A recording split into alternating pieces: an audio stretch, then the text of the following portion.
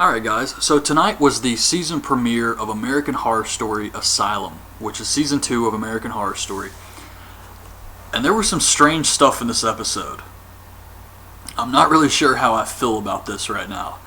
The sci-fi stuff in particular, it kind of felt out of place.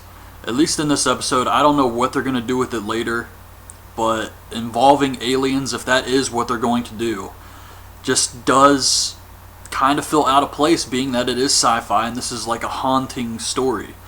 But it is different. So I'm not really sure right now what to make of that. But that being said, I do enjoy this show. I think it's different, it's original, and I really like the first season. And another weird thing is bringing back characters, the actors, not the characters, but the actors from the first season, like Tate and Constance, and putting them in new roles. It feels weird.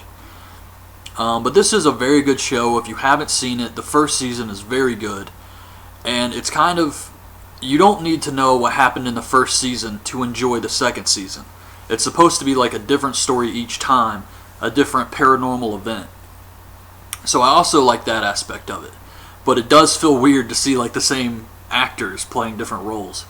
So anyway, this episode starts off and we see this couple on their honeymoon. They're going to the 12 most haunted places in America. And they stop at the Asylum, Briarcliff. And they go inside and they're looking around, and this is really just to give us information on the asylum. Like there's the serial killer Bloody Face and who was there, and just different things like that, just to give us a little backstory on the place. But the husband is Adam Levine from Maroon 5, so I didn't really care for that too much either. He's the guy on The Voice and, like I said, Maroon 5. But I guess it's alright. So they're looking around the asylum and they hear a noise, and his wife wants him to go find out what it is. So he puts his hand in the still door. They have like a feeding tray that opens up, and he reaches in with his phone or camera or something, and we see this hand reach out and just rip his arm off. So that's how the show starts. And then it takes us back to the 60s. And we see Tate, who plays Kit Walker. And he's a gas station employee, and his friends stop by. They want to borrow his gun to go scare some guy. He says no, and they're kind of pissed off about this and try to intimidate him. So he goes home, and we see he's married to a black girl. And this being the 60s, they're trying to keep it a secret. They're afraid to tell their parents about this. And then weird stuff just starts happening. Like at first I was thinking, he hears a noise, and he grabs his shotgun, he runs outside, and he thinks it's one of his friends from the gas station. And I'm thinking, okay, maybe it's them, maybe it's like the KKK or something. But no, it's aliens. Like these big bright lights shine on him, and he gets pulled up to the ceiling, and it was just really bizarre. I didn't know what to make of this when I watched it. I was just thinking, what the hell is this? I just felt really out of place. And then I was thinking, okay, maybe this is something happening to him in his mind. It's an illusion, and he's going through like electroshock treatments or something, and that's why he's seeing the flashes of light. But no, I'm pretty sure it's just aliens. And I guess that's how they get him into the asylum, is another thought I had. Okay, maybe he sees the aliens, he tells people, and that's how they get him in the asylum. But no, that's not it either. So it was really weird, but this is one of those shows where each episode opens up way more questions than answers. And this being the first episode, that's expected. But yeah, the sci-fi thing just really threw me for a loop here. So let's see what happens next. This reporter shows up to the asylum, and it's run by Sister Judy, who is a nun, and it's Constance from the first season. So it's kind of funny that she's playing a nun this season. And she's talking to the reporter, and then Bloody Face arrives. Another nun comes in and says he's here. They got a new arrival. This guy who's killed 12 women or something like that, Bloody Face. He gets out of the police truck, and it's Kit Walker, who we just saw attacked by aliens. So we already know something is up with this. And he tells the nun that he's innocent, but she plans to make his life hell. I mean, she's not hearing it. I do like Constance. I think she's an awesome character. She was great in season 1, and here as Sister Judy, she's doing another fantastic job. She's one of those characters where she can piss you off, but you're also rooting for her, because the way she just laid into the doctor later on, I thought he definitely deserved that, but she's also kind of, making Kit's life hell here. So Kit Walker goes into the leisure room of this asylum, and he meets some of the other patients. There's a nympho girl, a normal girl named Grace, who's actually being really nice to him, and this guy who wants to beat him up because he thinks he's bloody face and he's supposed to be this big tough serial killer guy. So he beats him up, and then Sister Judy comes to break up the fight, and of course Kit Walker gets punished for this, and he gets thrown in the hole and put in a straitjacket. So the nun, Sister Judy, finds out that a patient died. And apparently 4 patients have died here who didn't have families, so there was no one to ask questions. And Sister Judy brings this up to the doctor, and she says, something's going on here. And whatever it is that you're doing, I'm going to find out about it. Like, she doesn't even try to hide it or sneak around. She just tells the doctor straight up, you're doing something messed up here, and I'm going to find out what it is. So I thought that was pretty cool. Then the reporter is back home, and we see that she is a lesbian. This is another thing in the 60s. They're trying to keep it a secret. It comes into play later. The nun questions the head priest about the doctor. Sister Judy goes to see the head priest, and she says, something's not right about this guy. He shouldn't be here. You put me in charge. She has charge over the entire asylum, just not the doctor, because they're trying to mix, religion and science to cure these patients.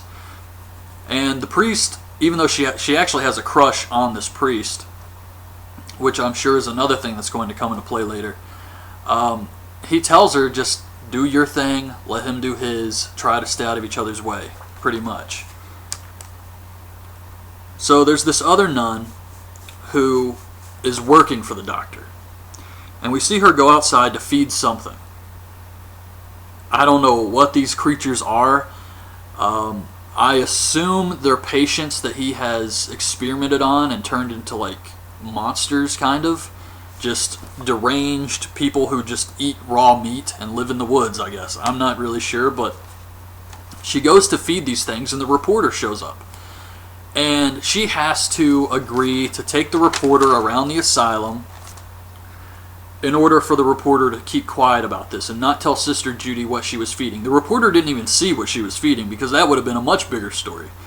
But she can tell that the nun is freaked out that she was caught outside, and she's so afraid of Sister Judy that the reporter takes advantage of this. So the nun takes her to the men's ward because she wants to talk to Bloody Face, Kit Walker. And in the men's ward, a patient throws some crap at the nun, so she leaves to go wash it off, and this leaves the reporter alone to explore some of this asylum. She goes to Kit Walker's room, and something reaches out, grabs her, and bangs her head on the steel door and just knocks her out. And we see that Kit Walker has actually been drugged by the doctor and taken to his lab. And he's got him set up. He's got him set up like Clockwork Orange, where they have those things in his eyes just to keep him open. And he's asking him questions, and he feels something in Kit Walker's neck, and it's really hard, and he cuts it out, and it's an alien, I assume alien because of what we saw earlier, tracking device implanted into his neck. And this thing just crawls out, grows legs, and runs away.